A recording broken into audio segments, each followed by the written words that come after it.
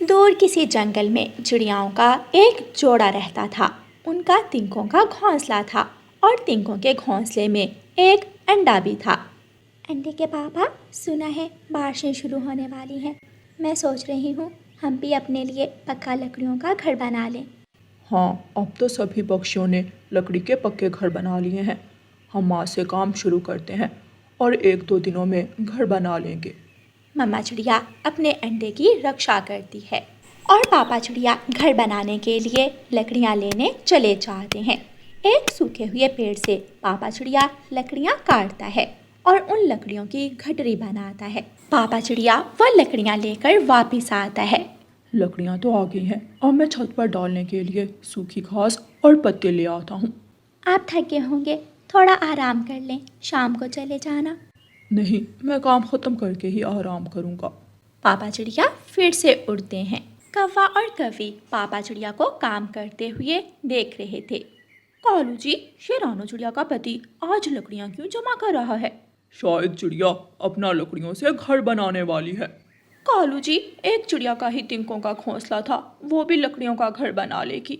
मैं तो अब इस तिनकों के घोंसले में नहीं रहूंगी, मैं तो पक्के घर में ही जाऊंगी।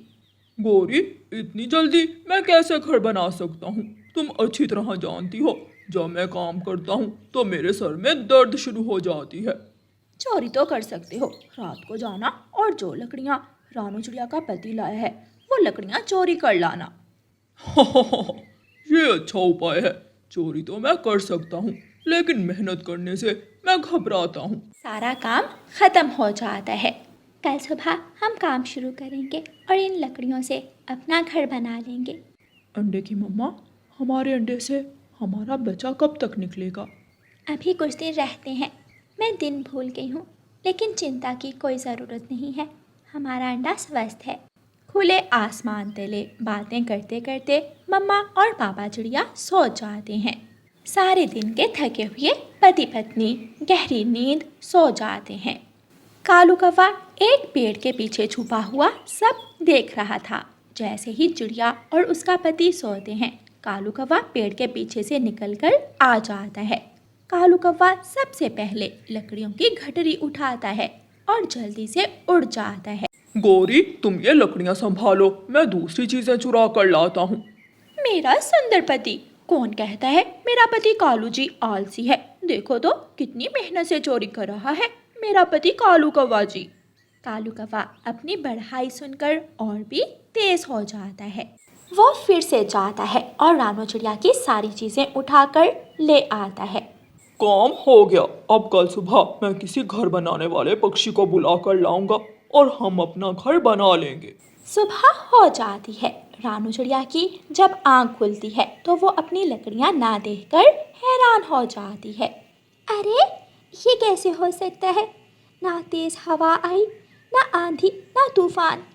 फिर हमारी लकड़ियां कहाँ गई हैं? अंडे के पापा, उठें, उठें, जल्दी करें। देखें, हमारा घर बनाने का सारा सामान नहीं है। ले गया, कोई मेरी दिन भर की मेहनत चुरा कर ले गया। मुझे फिर से काम करना होगा। थोड़ी देर बाद ही तेज हवा शुरू हो जाती है और साथ बारिश भी। पापा चिड़िया जंगल गए हुए थे। मम्मा चिड़िया अपने अंडे को किसी तरह बारिश और तेज हवा से बचा रही थी। मम्मा चिड़िया बड़े पत्ते तोड़ तोड़ कर घोंसले के ऊपर लगा रही थी। मम्मा चिड़िया को पता ही नहीं चलता कि कब उसका अंडा नीचे नदी में गिर जाता है और तेजी से पानी के साथ बह जाता है। मम्मा चिड़िया पेड़ की डाल पर बड़े पत्ते लगाकर जब घोंसले में आती है तो अपना अंडा ना देखकर रोने लग जाती है। मेरा अंडा कहाँ गया? मेरी तो दुनिया ही उजड़ गई। कोई मेरा अंडा उठा कर ले गया। मम्मा चिड़िया रोती रहती है। पापा चिड़िया बारिश से बचने के लिए एक पेड़ के नीचे बैठे हुए थे। ये बारिश भी अभी आनी थी। एक दिन और ना आती तो हमारा पक्का घर बन जाता और मैं भी दूसरे पक्षियों की तरह अपने पक्के घर में बैठकर बारिश का आनंद लेती। दोपहर के बाद बारिश रुकती है। पापा चिड़िया वापस अपने घोंसले की तरफ जा रहे थे तो वो कौवों के घोंसले के पास लकड़ियाँ, घास और पत्ते देखकर वहाँ रुकते हैं। कौवे, ये लकड़ियाँ तो मेरी हैं, तुम मेरी लकड़ियाँ चुरा कर लाए हो। मुझे मेरी लकड़ियाँ वापस दो। क्या इन लकड़ियों पर नाम लिखा है तुम्हारा? दिखाओ दिखाओ, ये तो हम पूर्व वाले जंगल से लाए हैं।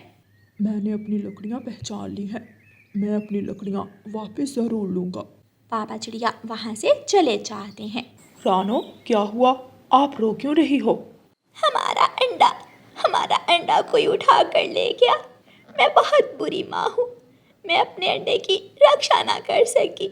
मैं पेड़ के पत्ते तोड़कर डाल के ऊपर रख रही थी कि कोई हमारा अंडा उठा कर ले गया।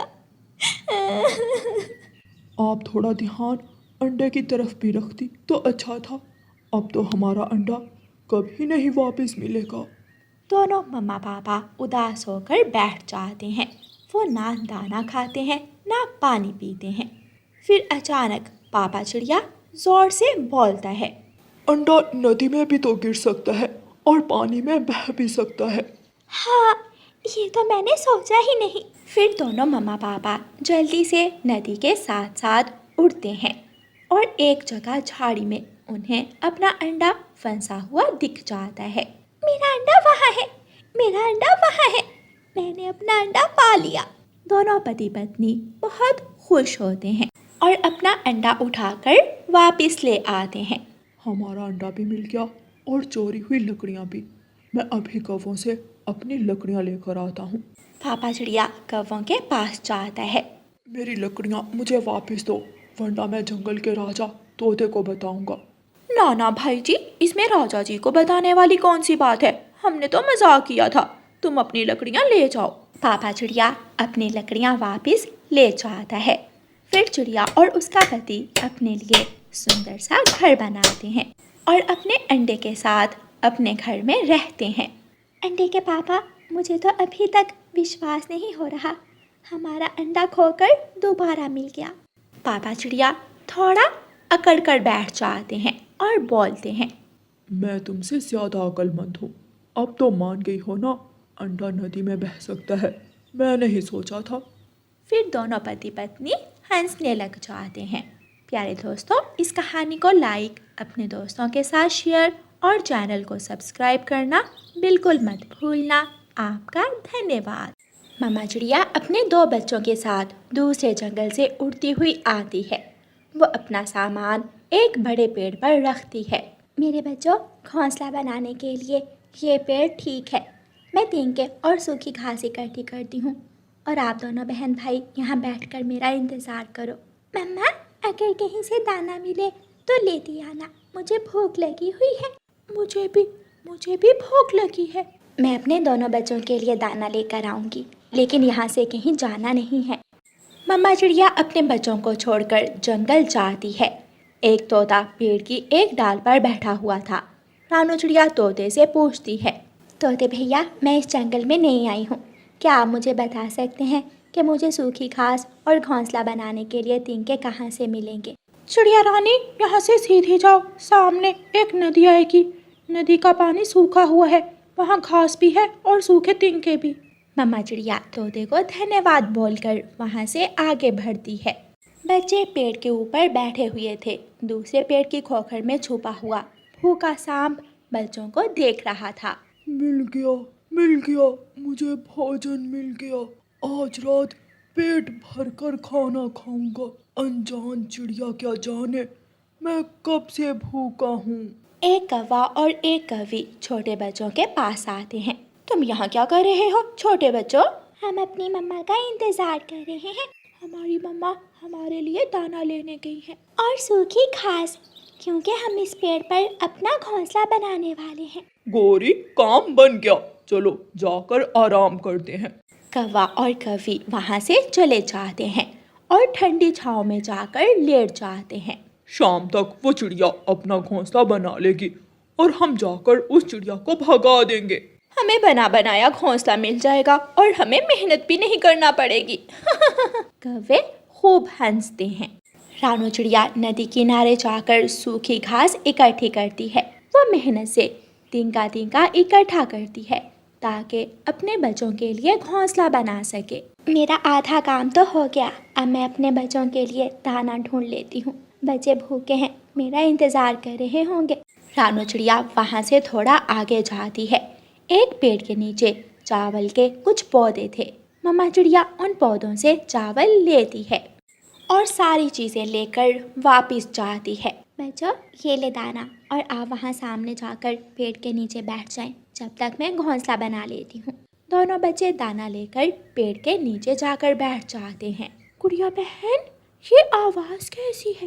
लेकिन मुझे तो कोई आवाज़ नहीं सुनाई दी। शायद मेरा वहम होगा। बच्चे फिर से दाना खाने लगते हैं।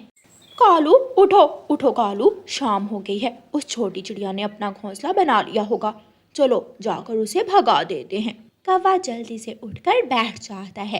आज कई दिनों बाद घोंसले में सोने का मजा ही आ जाएगा। दोनों कौवे उड़ते हैं और रानू चिड़िया के पास जाते हैं। छोटी चिड़िया, इस पेड़ पर तूने घोंसला किससे पूछकर बनाया है? ये पेड़ तो हमारा है।